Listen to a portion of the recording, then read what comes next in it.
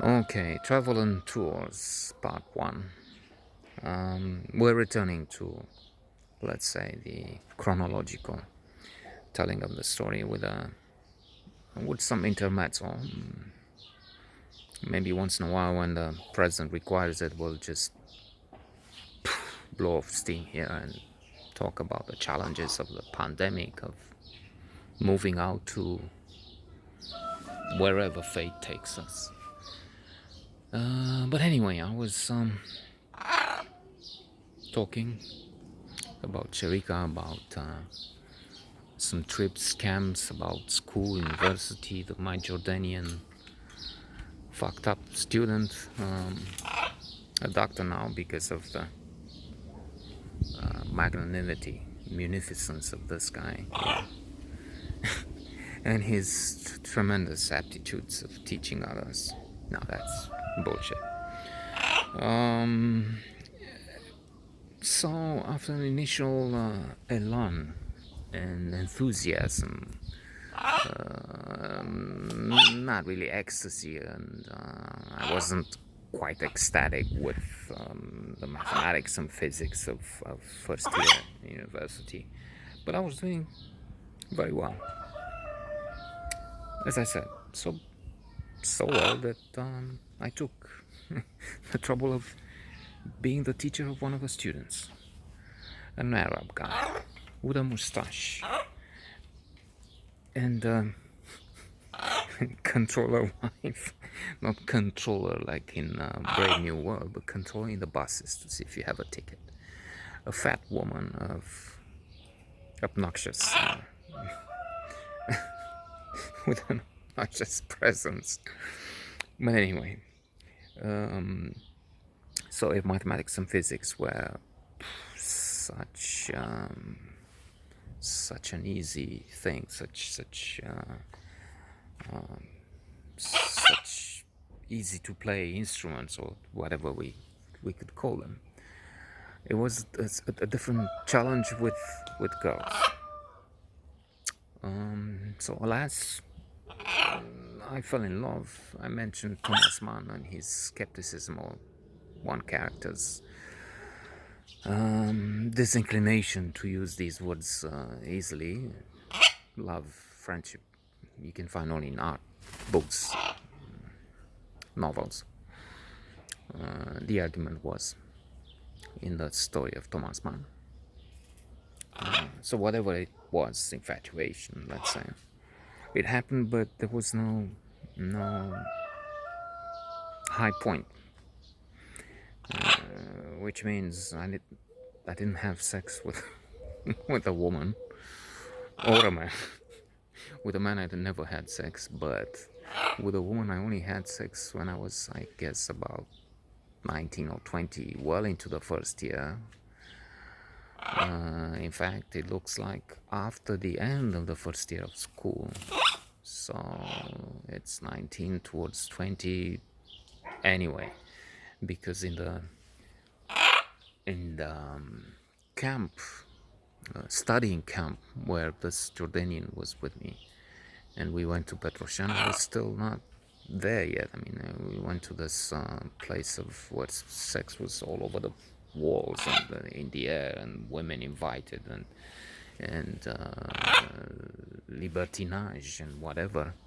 It looked like maybe I'm gonna make the step the next day when I was supposed to meet one of those girls. So I even gave her my jumper, more higher jumper, something the best I had, something. And I was supposed to meet with her, but Adrian Todea took me off my track. Now there's another guy who would deserve a few episodes. I can't remember much. If I did, and I had a better analysis of him, maybe he would be worth a book on its own, because this was a phenomenon. Now midway or more into this chapter, I'm thinking it has to be for him, though. At least one, we'll see how it works. With digressions, we can take this to 5, 10, who knows, episodes. But Anyway, mentioning him, he was a blonde guy with a hair somewhat curly, I think, but not really a afro.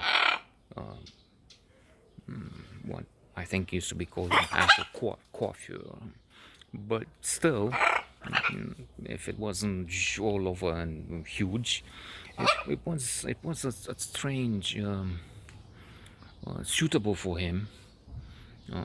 He had a magnetism, a charming presence, and some success with quite a few women. Even if actually he was married, he was a repetent.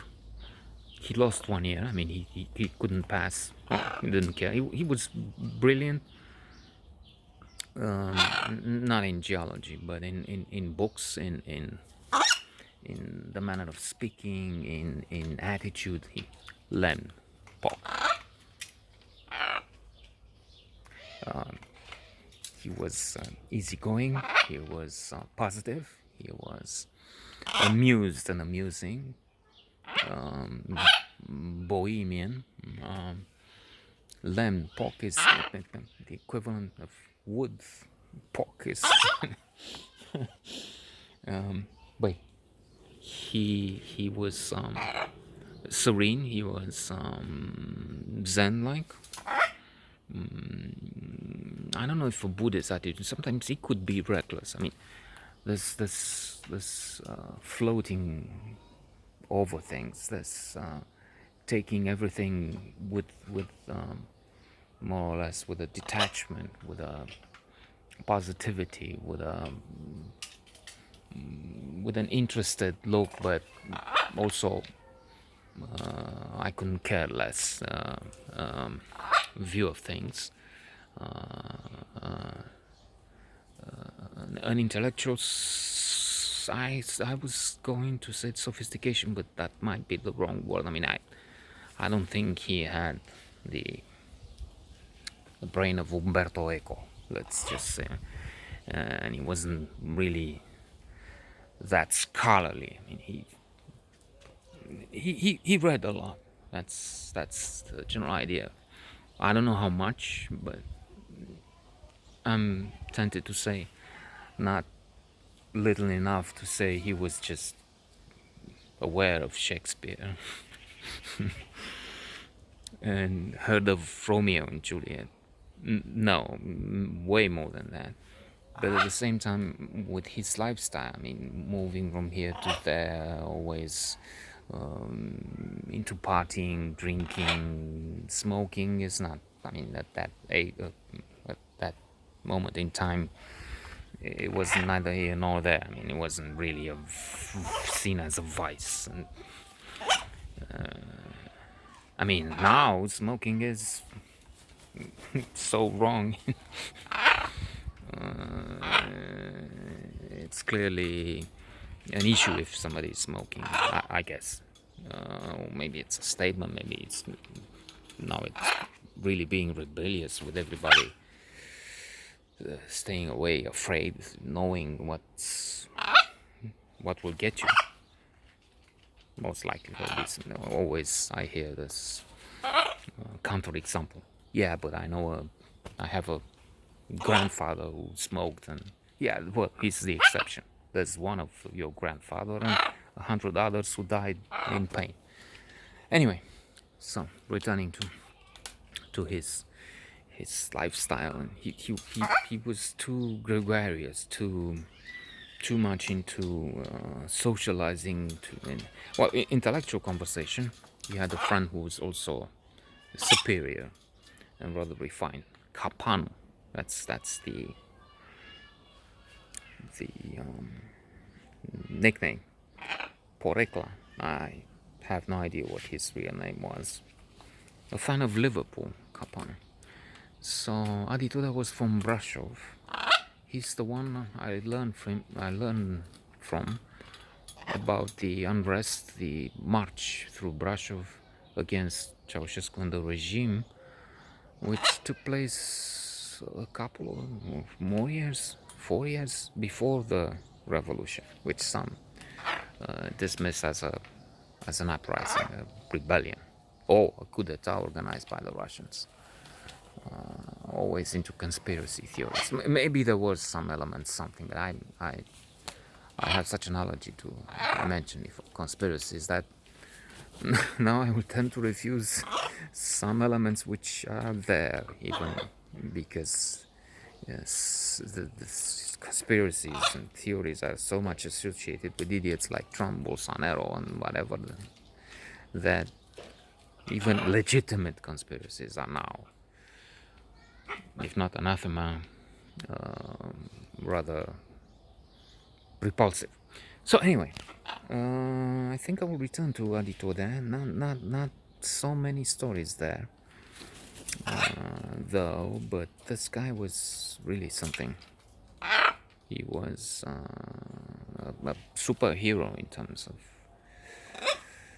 joie de vivre to a great extent. But then he had his dark sides. Tomorrow.